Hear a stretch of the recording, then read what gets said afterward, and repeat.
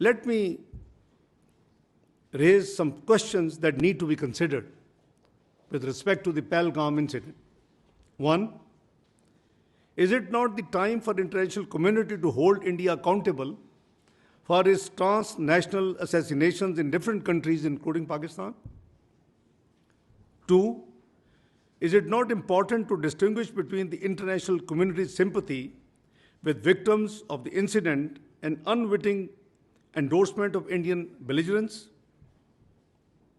Three, is it not that Indian propaganda is aimed at fabricating a casus belli for a military adventure? Four, don't you think that India's blatant disregard of international law and whimsical approach towards its obligations would lead to a highly unstable and unpredictable regional order?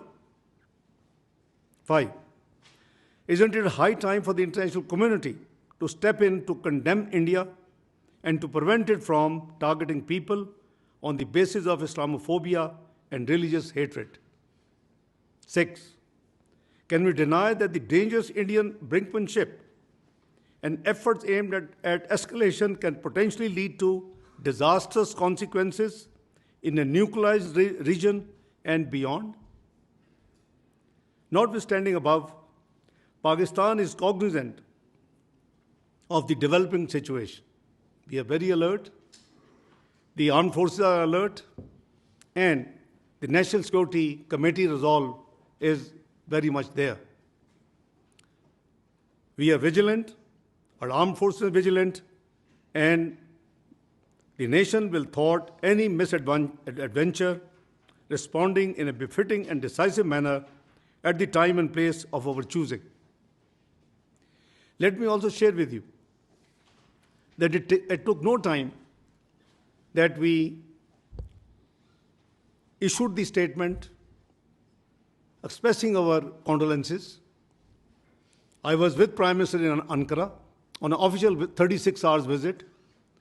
After we landed, the news came, and the moment the meetings for which we had gone there ended in the evening, I was in touch with the Foreign Office, and the Foreign Secretary and I and the team finalized in consultation with the stakeholders, Pakistan's statement on this incident, number one.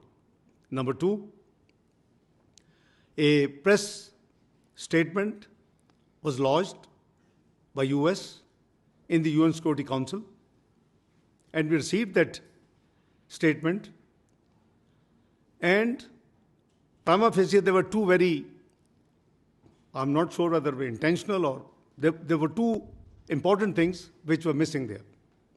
One was missing, one was additional. The Pahalgam did not have in which part of the world, so we insisted Jammu and Kashmir to be added. Number two, there was a reference to the resistance forum, and there was a condemnation of that forum. We were happy to do that, but we asked, can we have any evidence? Or even if they have self-claimed that they have done this, we'll be very happy. So obviously, we, on principles, all other 14 members agreed to our objections, amended the press statement, which has strongest condemnation with respect to the terrorist attack in Pahalgam. So don't tell me that Pakistan is not condemned. There are different forums of condemnation. Pakistan has condemned at the international forum, where it is a responsible, one of the 15 members of the UN Security Council. Pakistan highest security forum, which is National Security Committee, has condemned it. We've condemned terrorism in all its manifestation, all forms and manifestations. Prime Minister has given a very clear condemnation statement when he offered the independent inquiry, impartial, transparent inquiry by independent actors.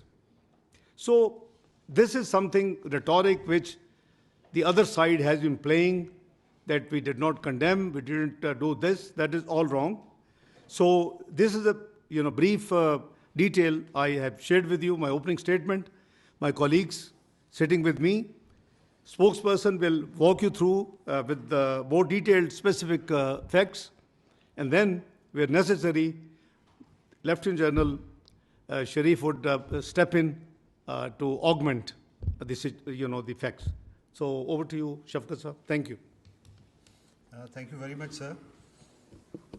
We have the Deputy Prime Minister and Foreign Minister has provided a detailed policy statement which outlines very clearly the main contours of Pakistan's policy on this development and what is happening in our region.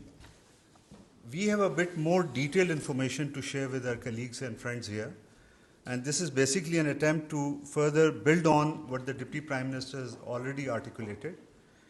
And essentially, it is an effort to clear the fog of confusion and also to remove the miasma of disinformation, basically, and to clearly lay out Pakistan's perspective.